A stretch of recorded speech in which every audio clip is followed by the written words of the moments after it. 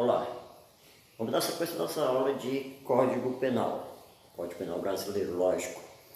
Hoje, com barulho no ambiente de chuva, aquela coisa toda, mas é simplesmente ótimo. Vamos falar do artigo 13 em diante, tá? Título 3 aí, vamos falar de crime, que é crime, né? Na realidade, o Código Penal, ele também pode ser chamado de Código Criminal.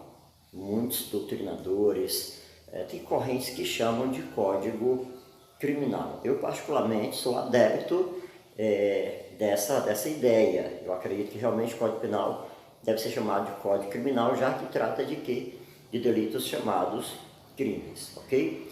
Então, vamos imaginar aqui a primeira ideia do que é um crime. Nós temos a famosa tripartição e a bipartição.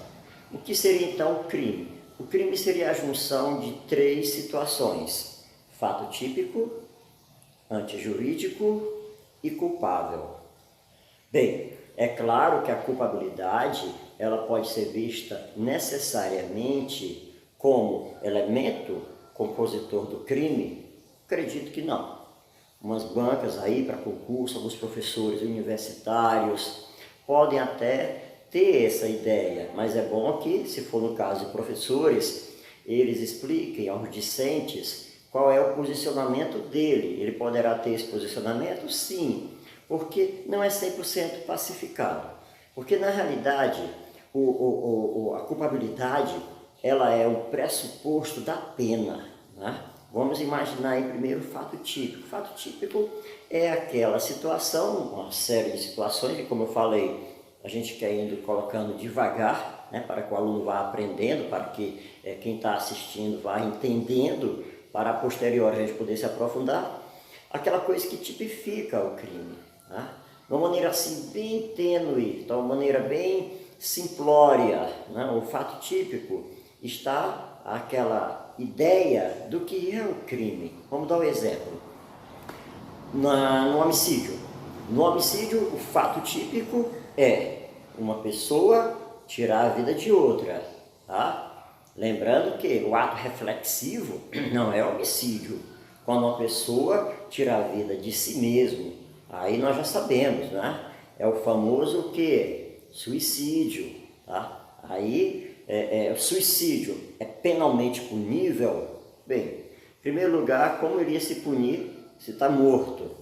Mas vamos imaginar uma tentativa, né? Nessa tentativa, como é que iria ser punido?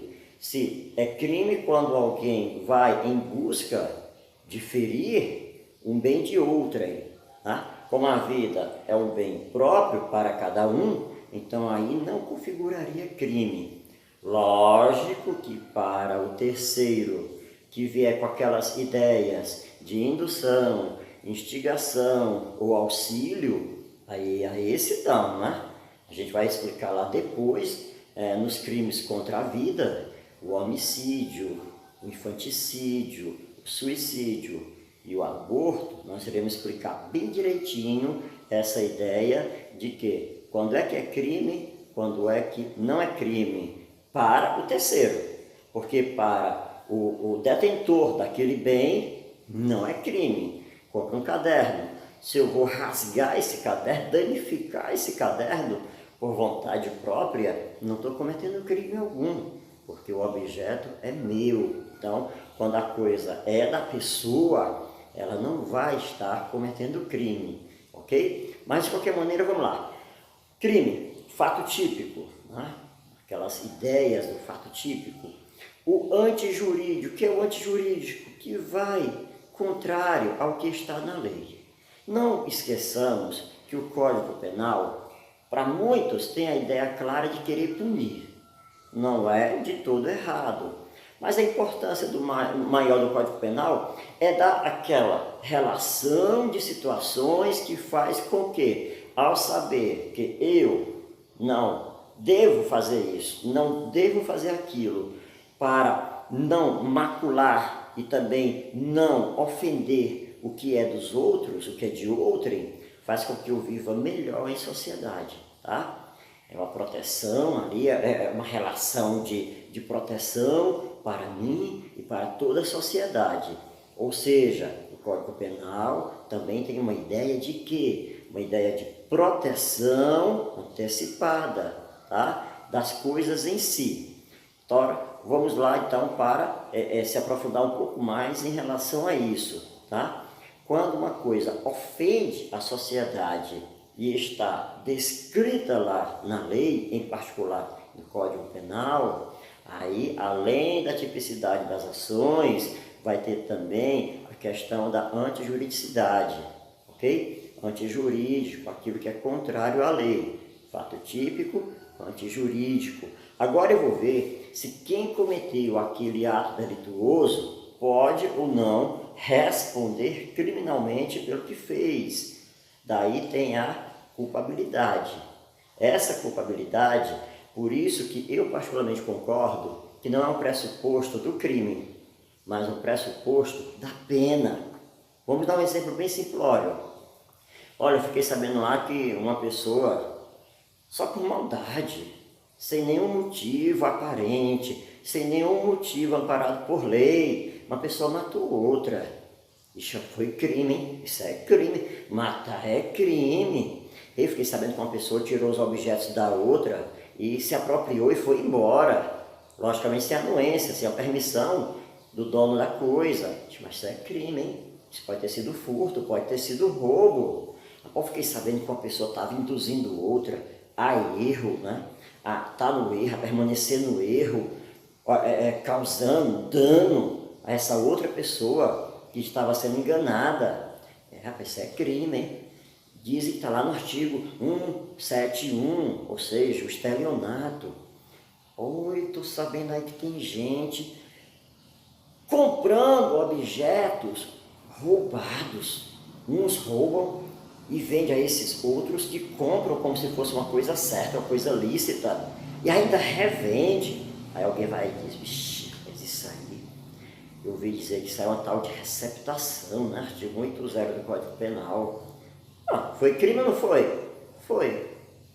Agora quem cometeu tudo isso?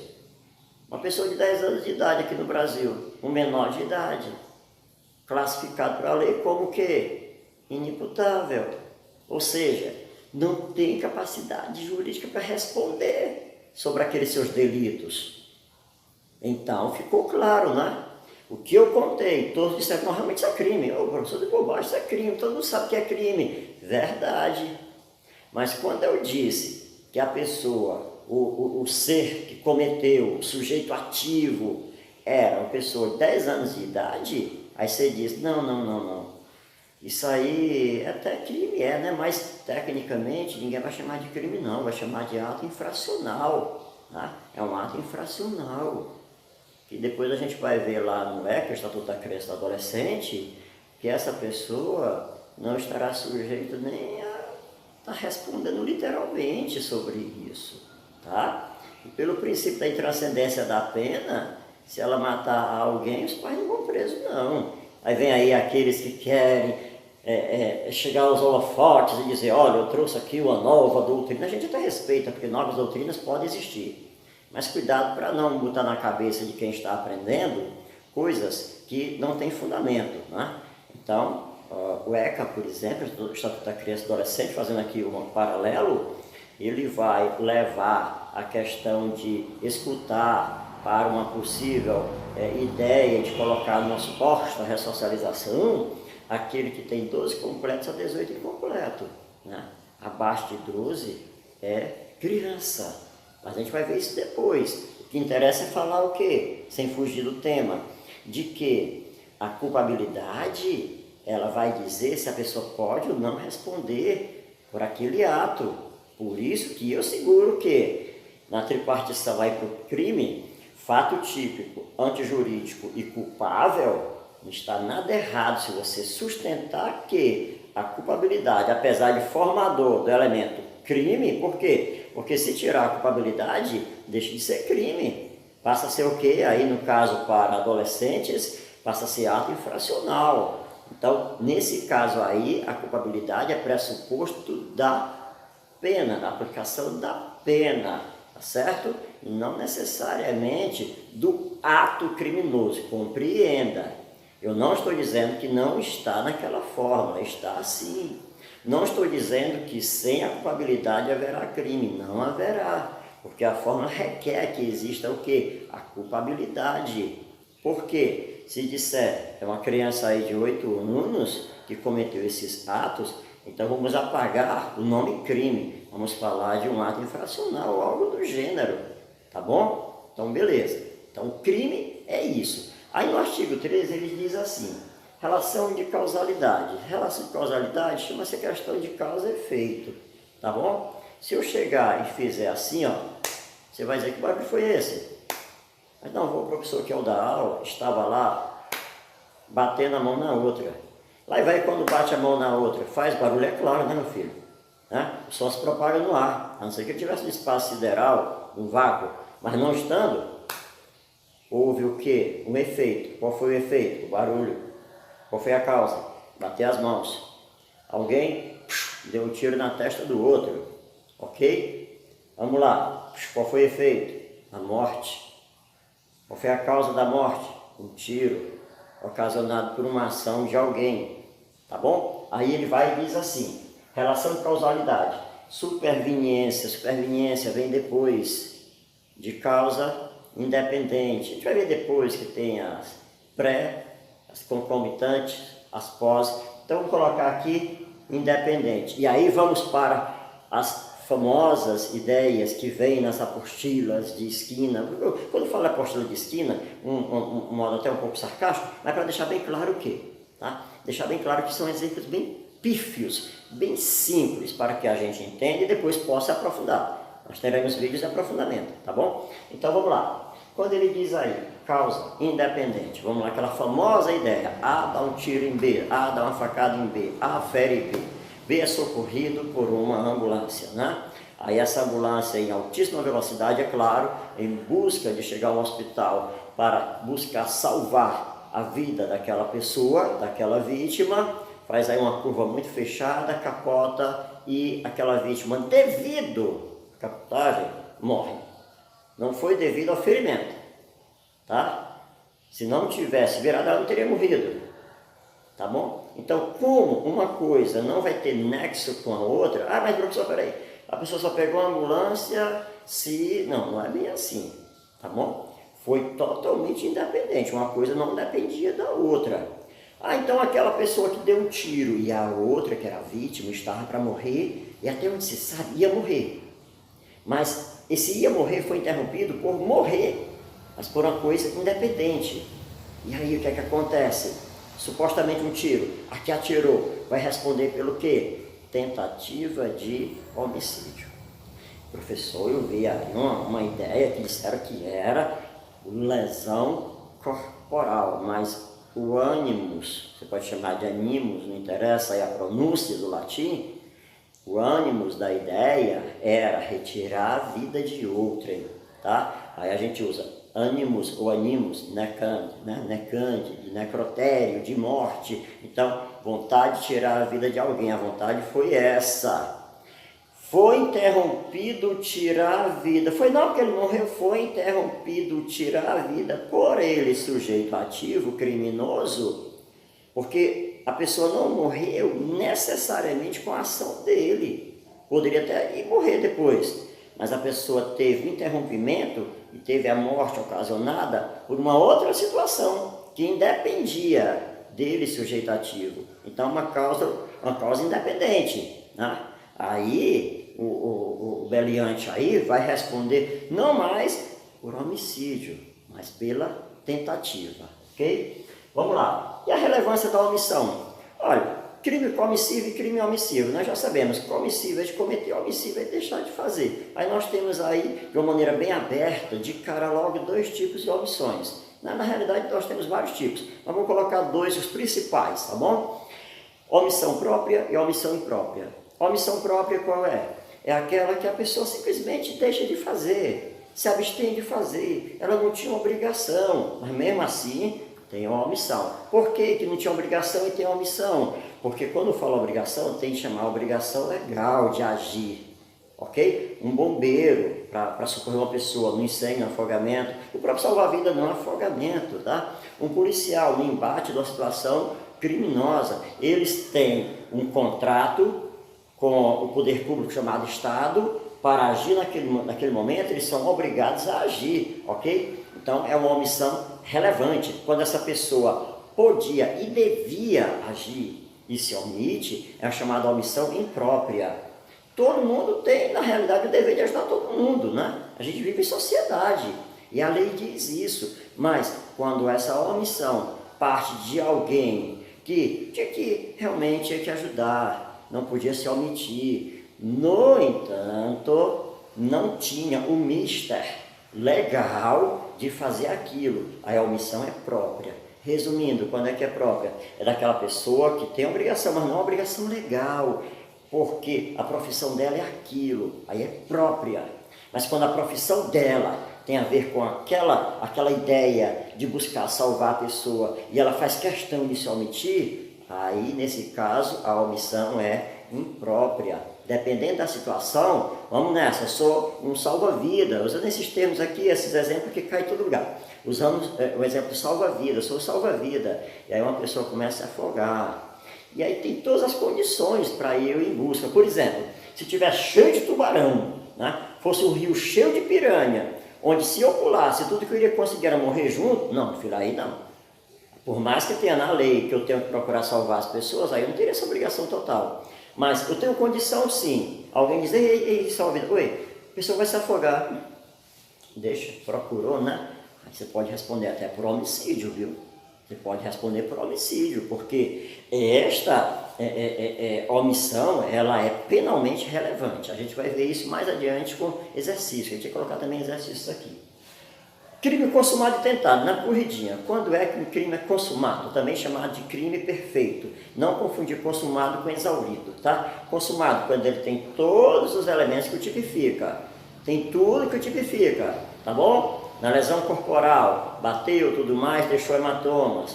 No homicídio, tirou a vida. No latrocínio, interessante, latrocínio não é crime contra a vida, tá bom? Artigo 57, parágrafo 3º, latrocínio, roubo seguido de morte. Latrocínio é um crime contra o patrimônio, não vai ser julgado pelo tribunal do júri, e sim por um juiz singular, a gente vai explicar isso depois. O latrocínio não se dá quando leva a res furtiva, não. O latrocínio se consuma quando o agressor mata a vítima, porque o latrocínio é matar para roubar. Não é matar e roubar, é matar para. Então, à medida que mata, já está consumado. E quando é que ele é exaurido? Quando chega às últimas situações. No caso do latrocínio, matou e levou a coisa. Aí não, fez tudo, exauriu-se. Exaurir-se é quando chega às últimas situações. Mas quando é que ele é consumado? Quando ele é consumado, quando ele tem todas as características exigidas por a lei. E quando é que ele é tentado? Ele é tentado quando o agressor tentou realizar, mas por um motivo contrário à vontade dele, ele foi impedido, tá? Apareceu a polícia, apareceu uma pessoa, um alarme tocou, por ele teria continuado, mas ele não teve condições de realizar o desejo dele, o ânimo dele, e aí ele fugiu. Nesse caso aí foi tentado, não só fugiu, né? Ele pode ter sido preso e evitado que a situação acontecesse. Então, quando é que é tentado? Quando o meliante lá queria praticar a situação. Ele estava praticando, já deu início, tá? Saiu da cogitação, já deu início, mas por motivo alheio à vontade dele, ele foi impedido de continuar. Aí o crime é tentado. Vamos lá. A desistência voluntária, arrependimento é eficaz. Desistência voluntária, o cara está cometendo delito e por ele só não coisa fazer isso, não. Eu vou desistir disso, não vou mais fazer. Tem alguém obrigando? Não tem. Então, aí a desistência voluntária. E o arrependimento eficaz. A diferença é que quando você tiver um arrependimento eficaz, você não pode ter violência contra a vítima. Tá? E aí você vai procurar restituir a coisa de uma maneira eficaz. A gente explica melhor na hora de resolver exercício. O arrependimento posterior também tem a ver com a eficácia, mas a eficácia principalmente é quando ele diz, ó, não tem violência a nenhuma pessoa. E no posterior a pessoa já consumou Preste atenção, arrependimento eficaz, estava em andamento, se arrependeu. Mas no posterior, posterior o quê? Posterior execução. Ele fez tudo e agora se arrependeu e tentou restituir. Um exemplo que aí a gente vai dizer, é crime, não é crime, não é crime e é crime, é a questão do furto de uso. Né? Para a maioria dos doutrinadores, furto de uso não é crime. Pronto, alguém pegou o celular de outrem, só com a intenção de fazer uma ligação, sem pedir, sem nada, e aí devolveu, bem inteirinho, bem direitinho. Aí foi chamado furto de uso, que a gente vai explicar na parte doutrinária. Tá bom? Muito obrigado a todos, fé e honra. Peço humildemente, se você não assinou ainda o nosso canal, se você ainda não se inscreveu, se inscreva, por favor. Chama assinar, mas se inscrever. Se inscreva, toque o sininho, peça amigos. Rapaz, tem um rapaz ali que é um acadêmico, ele está se esforçando para dar o melhor possível, né? Apesar que as letras estão bem escurinhas ainda, mas tudo bem. O ambiente é chuva, é gato, é preá, é rato, é cachorro, é tudo no mundo, mas é uma bênção. Ele está se esforçando para dar o melhor e vai melhorar assim cada vez mais. Vamos lá, assina também aí, cara, não custa nada. Assina, né? Se inscreve. Você assina, então se inscreve. Se inscreve aí, tá? Vou ficar muito feliz. Mande comentários, mande sugestões. Eu também vou ficar muito feliz. Prometo que a cada aula a gente vai aprofundando o nível, para elevar o nível, para você também se sentir bem. Por enquanto, ainda esse linguajar bem simples e agradecendo a Deus e a todos. Muito obrigado e até o próximo vídeo.